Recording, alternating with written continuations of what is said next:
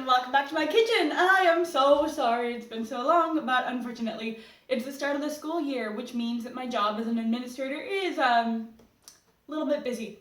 So I am taking this Thanksgiving Monday. If you didn't know, Canada has Thanksgiving in October, so that's when I'm filming this, but you know, because of my editing and all that, this is probably going to be coming out just in time for American Thanksgiving. So because of that, we are going to be making apple cider beignets. Now this is a recipe that my sister Heidi actually made for our Disney blog. If you didn't know, I am 1/4 of Stress Free Mickey. You can find us on Instagram, and we have a blog at stressfreemickey.com where we post awesome recipes. You would have seen I did the copycat gray stuff from the Red Rose Tavern, as well as I made Dole Whip cupcakes. Now this is a new flavor that we've been trying out, and oh my word guys, it's fabulous. So I'm going to be showing you guys how to make it, and as always the recipe will be linked down below. I really encourage you to check it out, and if you wanted to give us a follow you can. You can always give me a follow at Dani-mite Cupcakes on Instagram. So without further ado, let's get into this, shall we? Real quick, I'm just blooming my yeast while I wait for everything else, so I can do it right in my stand mixer, which is amazing! You can see now after 10 minutes, my yeast and water mixture is really nice and frothy. It smells yeasty. So I'm just going to be literally adding everything to my stand mixer. Like, hello, easiest recipe ever! 1/4 cup of sugar. My sugar has gotten real clumpy. An egg, which I pre-cracked. 3/4 teaspoon of salt. I just kind of eyeball it. It's not super important. And then we do 1, 2, 3, and 1/2 things of flour. And then we're just going to mix it with a dough hook. Luckily I didn't catch it too late, but I forgot a couple of things, so we are adding melted butter and cream into the batter, because you know, it's very important to have your fat and your liquid. I'll be right back showing you the dough. Goal here is to get a smooth ball, so I have it on low. I'm going to put it on a little bit lower, and you can use it to another 1/2 cup of flour if needed. So I have my flour just in case. It looks a little sticky, so I'm going to add in a little bit more flour. Dough out, and it still needs just a little bit. Sorry, I need to grab some more flour. It needs to be smooth and elasticy and not sticky. So I'm just going to make sure it's a nice smooth ball, which, you know, seems pretty good. Let me just read my recipe. Should feel soft and have a nice elasticity, but should not be sticky. That is soft. Not sticky. Okay, so I think we're ready to let it rise. So I took it out of my mixer. I'm gonna spray it down, put it back. I am going to spray it with my canola oil pan. You know, this stuff, cooking spray. I know words. We're gonna put our nice little dough baby in there. We're going to cover it and keep it warm until it's doubled in size, 1 to 2 hours. My house is extremely cold right now because I'm in Canada. It's October. It pretty much feels like winter already, and I haven't turned on my heat yet. So I'm going to turn my oven on just a little bit to kind of warm up the stovetop. Cover it, turn off the oven, and hopefully that'll be warm enough for it to rise. So I'll see you in a couple of hours. So my dough has beautifully risen, like look at that. So now I am going to turn it out onto a floured surface. You know, it's a good idea. Flour your surface first. And we're going to roll it to 1/3 of an inch. That's tiny. Yeah, it's really tiny because it puffs up. Wow. Yeah, because you want it quite thin. You will be letting it to proof again. And you want it thin as well because it only cooks for about 20 seconds a side. It's good to note. So I am going to do this. I'm going to speed through it because you don't need to see me rolling for 5 minutes. So, cue speed montage.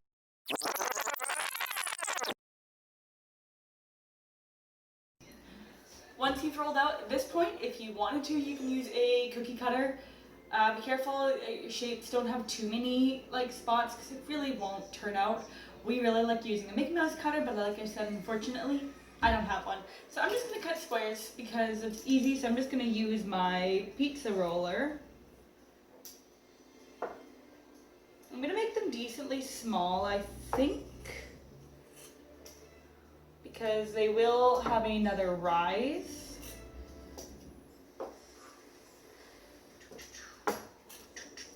Something so satisfying about rolling. And try not to use your, re-knead your dough too much. So if you are doing cutting like shapes, you want to try to maximize your space as much as you can from the get-go.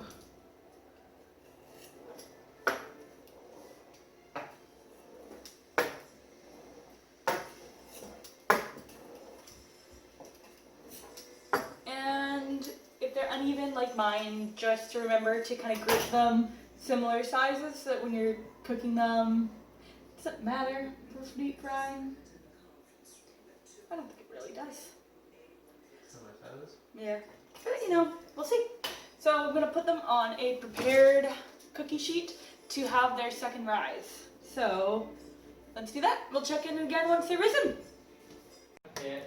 Alright, so I'm back on my stove and we're gonna make a super simple quick caramel. So I have a half a cup of cold butter. Make sure there's no foil in it, that's always really good. Woo, too hot. When you forget your pan was on already.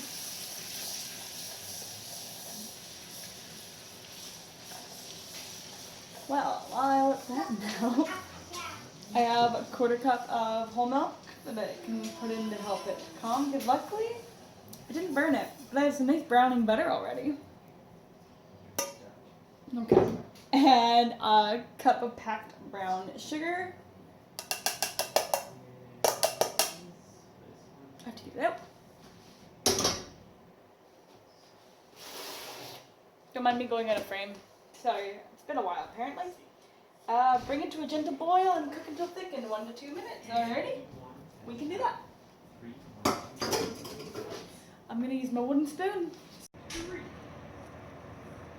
Just gonna, ooh, look at all that already. It's coming to it.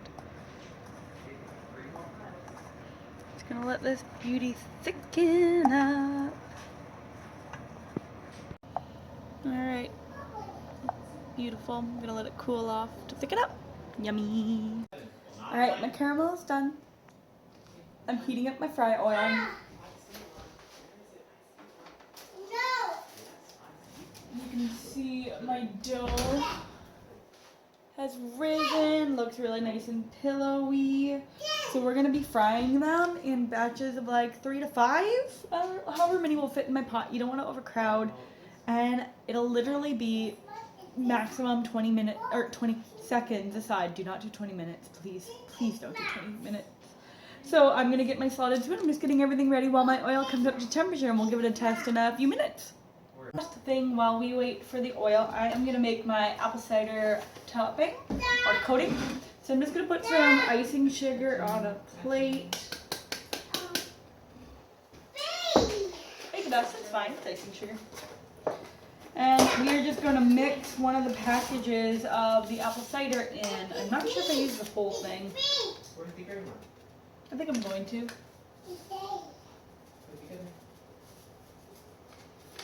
We'll see if that's too much. And just kind of mix it together. Because once the beignets are removed from the oil, I'm going to coat them with this. Kind of exciting. Okay, so I am here back at the stovetop. My oil is still heating. I have everything ready to go. So I have my dough that has gone through its second proof over here. I have a slotted spoon to remove the beignets from the dough. I have a wire rack over I was supposed to put it on a cookie sheet, but I used all of mine. So this way it'll catch some of the excess oil, and then I have my, wow, that's really white. I have my apple cider icing sugar that I'm gonna toss them into with my tongs. Reach-Array test. Use the back of a wooden spoon and put it in your oil, and if a bunch of micro bubbles escape, then you know the oil is ready. This is almost there. If you put your dough in too soon, it'll absorb all of the oil and become just a really gross soggy mess. I did a tester earlier and it was too early, so it got thrown out. But we're almost at fry time. Alright, it's go time. I put on an apron because I don't really want to get my sweater all splattered. I should have put it on earlier for the flour, but it's close. It's just oil. I just want to do oil. So I have a small one that I'm going to just test with. Oh yeah. Let's try to get it close to see.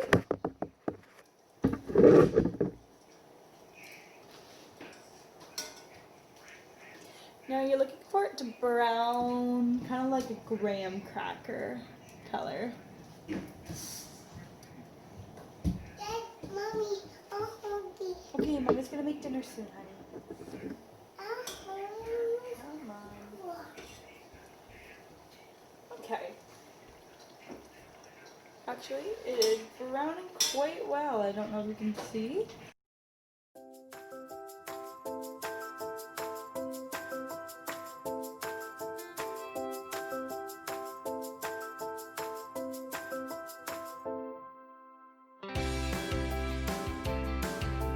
Looking at my sister's recipe again, and she said actually to just put the hot one straight into the icing sugar mixture, just so that it actually coats, or you can also put it in a brown paper bag and shake it.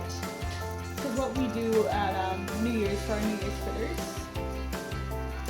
But yeah, I'm gonna just keep frying these up, but I have these gorgeous ones ready to go, and I'm just going to some sauce on the side. A plate of finished apple cider, beignets, and my caramel dip. One of my better ones, I didn't ever bake it. Bon appetit!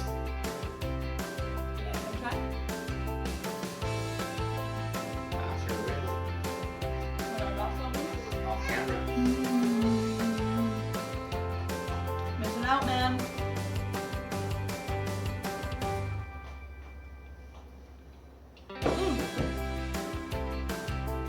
That's been it for today's video. Please remember to give us a like, subscribe, share it with your friends, and let me know if you try this recipe because it is amazing.